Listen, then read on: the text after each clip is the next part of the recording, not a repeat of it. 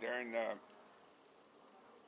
beginning of World War II in '42, when Andrew and Seville were drafted, Seville was assigned to a mechanical training where he learned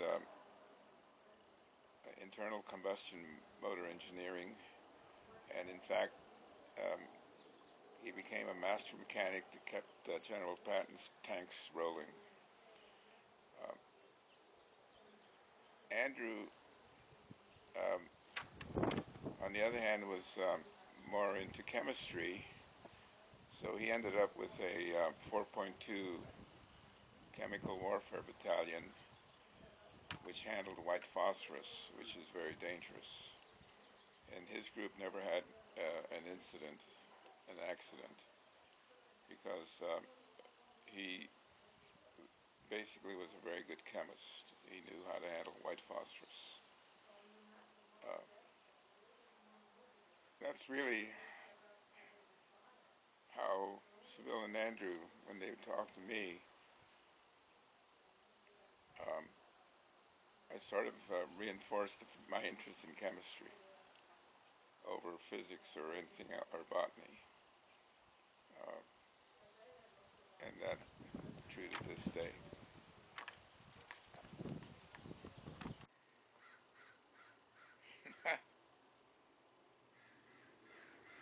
What did I do for fun?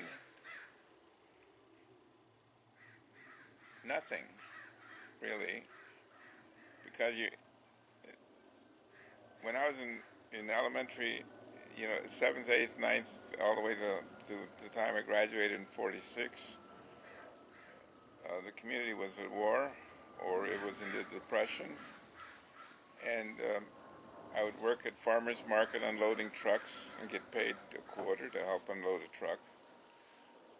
Uh, but the real payoff was that damaged fruit or damaged vegetables, I would fill a gunny sack and take it home, and that became vegetable stew for eating.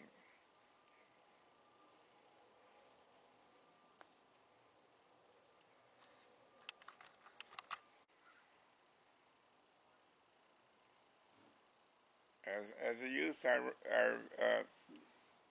rarely went to any movie simply because the money wasn't there, even though entries would only be 15 cents or a quarter. Uh, that didn't happen. So I entertained myself, and my dad would help by reading books. And since I had developed a interest in math, um, a book that caught my interest was one on physics and one on chemistry. Um, because even though the biology teacher, Mr. Fisher, was very good in what he taught general stuff that had almost nothing to do with the real photosynthesis and chemical process and physical process that were going on. Um, except for one item.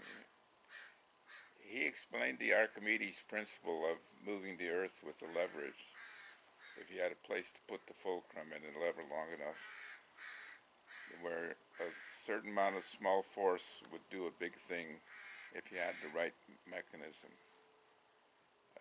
And that caught my interest.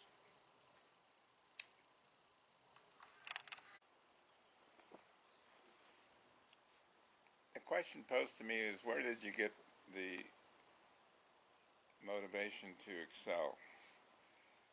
And from as long as I can remember, both my mother and father emphasized education. And their logic was, if you know it very well and it's in your head, nobody can steal it from you.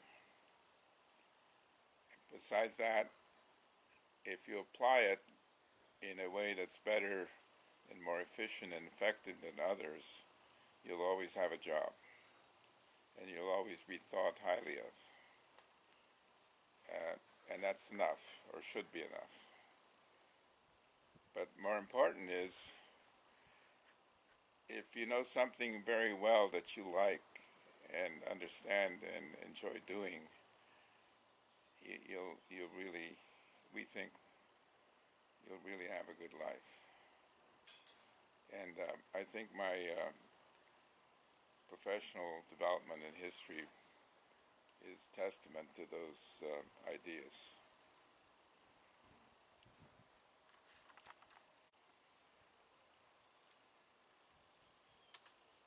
I attended high school uh, starting in 1941, which is when World War II started, and the nation was at war.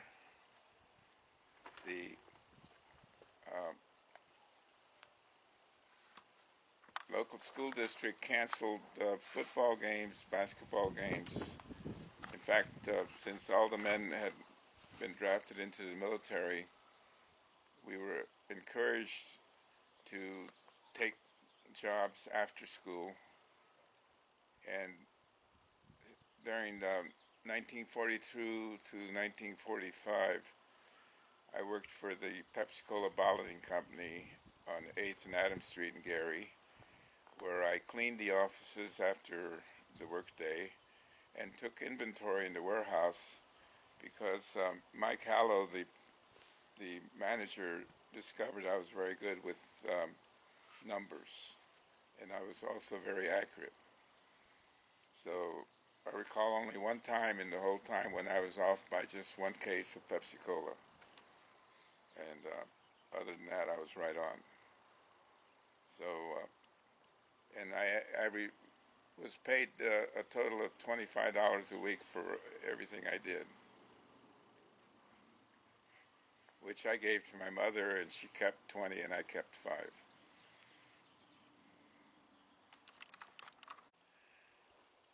The books that my teacher, Lenore Smith, gave me were basic reading books that were,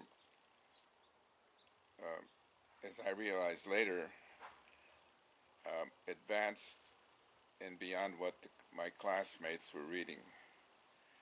And I comprehended them and just kept reading. My dad picked up on that and began buying books. In fact, the first book he bought was a used physics book, which he just gave to me, and I read it.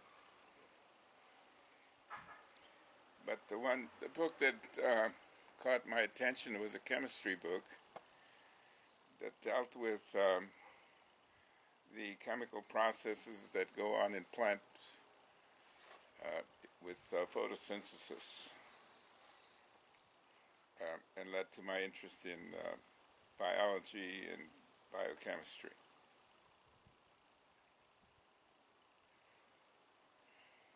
Tell me. My wife, Elizabeth Jean Rose Morales, one day said to me, someone's got to do something about what's going on in San Jose. So we began learning about and dealing with those issues, which led to our being in a position to tell Alicia Valenzuela and Maxine Goodman, when they offered El Observador up to close down, and we said, don't close it down, we'll take it. So we bought it from them, which is how we got it to El Observador Publications, because it occurred to both of us, both Betty and I, that the newspaper was the proper vehicle to disseminate information which countered a lot of the bias, bigotry, and prejudice that was going on in the community that was directed against the Mexicans.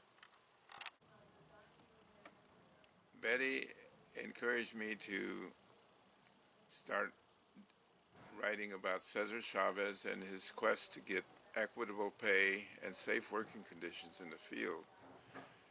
Um, her basic statement to me was, somebody has to do something about that, what's going on in there. So using El Observador as a bullhorn, we began factually reporting what was really going on. And whenever certain people got embarrassed, whatever they were doing that was self-serving or exploiting the community stopped. And that included some members of our own community who were doing that. Tell me So about the Cesar Chavez essay. Excuse me, let me cut right there. now one of the things we did was to come up with the idea of having a Cesar Chavez essay contest because there was a movement to make Cesar Chavez March 31st birthday a national holiday, but it only ended up being a state holiday in the state of California. And to promote that at various schools, East Side School District and the other school district, El Observador promoted an essay contest and gave a monetary award to the essay that was chosen to be the best by a panel of readers. And that got, according to some of the teachers that talked to me, kids interested in and also experienced in making some money if they could write something that was excellent enough to be read by a bunch of others and deemed to be very good by certain literary judges. So, in fact, we also promoted journalism amongst the kids because that began one day in September of '86, when four Latino Mexican American students came to me and said, we're getting screwed by the San Jose State journalism school. They just passed a new accreditation level that requires an internship in a community newspaper. We have visited all the papers, all of which are owned and operated by Anglos, and none of them would take any of us as interns. So therefore, none of us will graduate with a journalism degree. And finally, someone said, go see Hilbert. He's the publisher of El Observador. So in '86, I created 4 internships in journalism and put up personal funds to underwrite it because there was no time to raise funds. So 4 students, Damian Trujillo is one of them, and he's still visible as the producer of Comunidad del Valle, a Sunday program that's devoted to community. It took off from there. Every year I would go over to the School of Journalism, make sure that the El Observador newspaper was in the three-ring binder opportunity book in the School of Journalism office, that El Observador had internships to offer. And when I learned that some of the students had financial problems, we put up the money they needed after consulting them with their aspirations and what was the true need. Turned out to be very modest. I think the most we ever put out was $1,200 for one student. But most of them were short $400, $500, $600, $800, which basically we funded from the profits of the newspaper. In 35 years of operating El Observador, Betty and I never took a penny out of El Observador. Whatever profits the paper made stayed in the community, either as grants and aids or scholarships or paid internships. So, in fact, I feel I have a level of satisfaction from that effort because today's managing editor of El Observador is Hilario, who Arturo Hilario, who is one of those interns 25, 30 years ago. And he got interested in journalism when he heard me speak of the power of the speech and the written word at a work session seminar at one of the schools on the east side.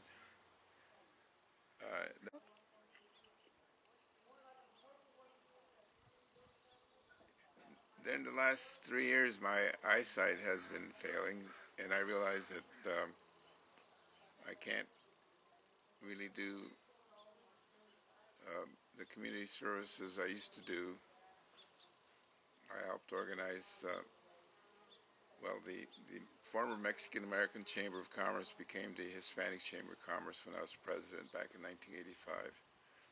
And it's gone on to be, I was part of the group that helped the city of San Jose allocate $125,000 per year towards its operations.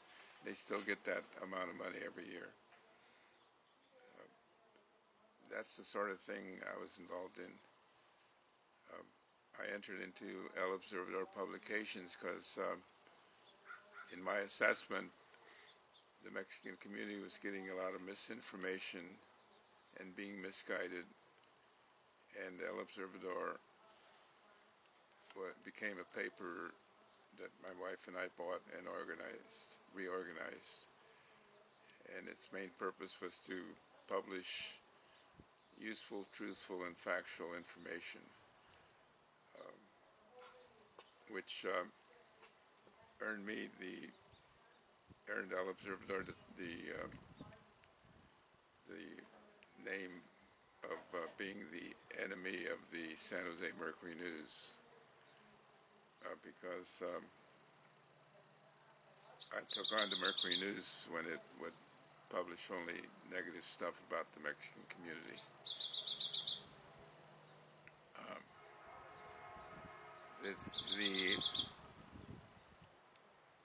The reality is that I was told by many that I would be, that te van a agarrar, which means in Spanish, they're going to get you. But my feeling was that if you told the truth and the facts of any matter, they couldn't get you. Because even your opponents had to deal with the same universe of facts and truthfulness. And if you got there with your version first or even afterwards and corrected those who wanted to put spin meistering into the issues, which was quite often in the body politic. I got involved in politics in 85, 86 and helped Blanca Alvarado get elected as first city councilwoman in the city of San Jose, because I noted that despite a significant Hispanic community, the city council of San Jose had no representation of that community. Today, I took great satisfaction recently when I realized that out of 10 city council seats in the city of San Jose, 5 were occupied by Mexican Americans, 3 women and 2 guys. So the field has changed significantly. Unfortunately, we are very loyal towards our leaders, and there's some leaders to which we owe no loyalty. And we got to learn how to withdraw our support from those leaders and give it to the leaders who really do the most good for the greatest number of people. There's 1 or 2 leaders in our community who are self-serving and need to be basically not supported. I made those values and opinions very clear in my opinion pieces, which I published in El Observador. And although I was told not to do what I did, because I would be sued for libel, slander, and defamation of character, my lawyer told me if it's the truth and you can prove it to be a fact, those kind of suits will not stand in court. And although I was sued several times, nobody ever won.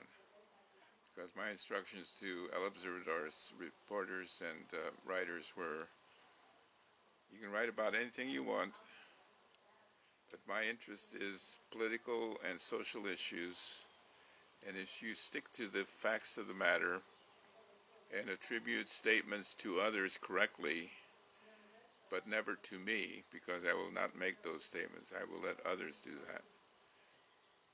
Our job is to report them and to disseminate them to the greatest number of readers in our community so that they become informed and involved, because eventually they have to be present in all civic groups of this community.